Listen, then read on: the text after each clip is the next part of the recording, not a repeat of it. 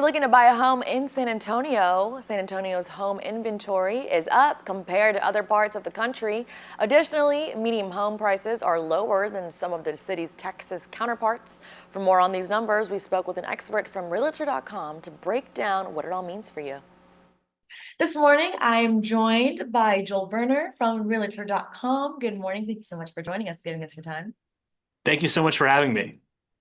So let's just jump right into the scheme of things. Summer is ending. A lot of people, had been on the search for maybe some summer properties. Now we're heading back to school. What's a gauge of the housing market looking like this month? It's been a pretty slow summer, to be honest with you. That's true across the country, and that's true in Central and South Texas as well. It's just really been a challenge because of mortgage rates. They've remained high, prices have remained high, and people are having a hard time affording homes. But in San Antonio, especially, there are some bright spots and some hope that affordability might pick up, and there might be a little bit of a late year surge.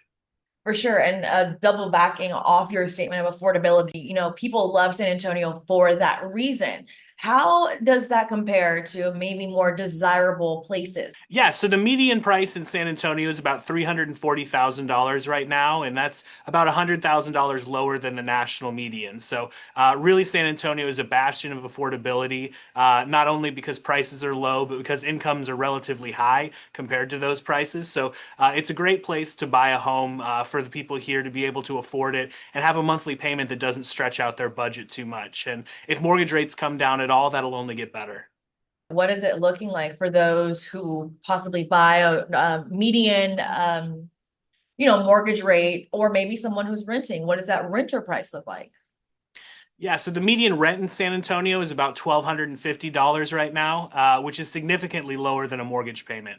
San Antonio is a strong rental market because of new construction activity. There's lots of new units out there, keeping prices down and making renting affordable. So even if you don't feel like you can afford buying a home right now, renting for a little while and saving up money for a down payment is a really strong option because rent is relatively affordable in San Antonio. Okay, and if we're looking to buy right now, let's say from a seller's perspective, what is it usually on the market for? How many days, usually weeks on end? Is there an average amount you can give us?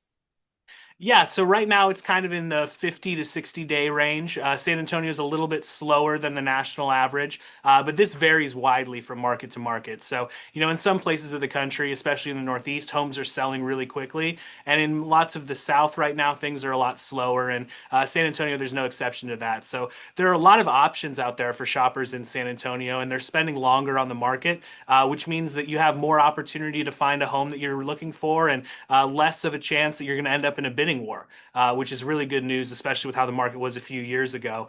Things have really calmed down quite a bit. You would say there's definitely more negotiating power due to the circumstances. Certainly, yeah. Price reductions are pretty high across the country right now. That's true a little bit less so in San Antonio, but still a lot of sellers are having to knock down their prices to attract buyers just because inventory is so high. Actually, there are more homes for sale, about 50% more homes for sale now than there were even before the pandemic in San Antonio. So lots of options to choose from, moving slower, and prices holding pretty steady. All right, Joel, I'm going to leave you with one last question this morning. So, the November ballot's coming up, and there is a chance to have these voters vote on property tax laws here in the Lone Star State. How might that change, everything that's going on? Yeah, absolutely. So if you're out there voting in November and you want to vote for cuts to property taxes or anything along those lines, that might help affordability. That might bring down your escrow payment on your monthly payment a little bit if property taxes are lower. But the other thing it might do is boost home sales and boost prices a little bit. So it may wash out in the end, but it's an opportunity to have a say in how you're taxed, and that's a really important thing for property owners and for those looking to become property owners in the state.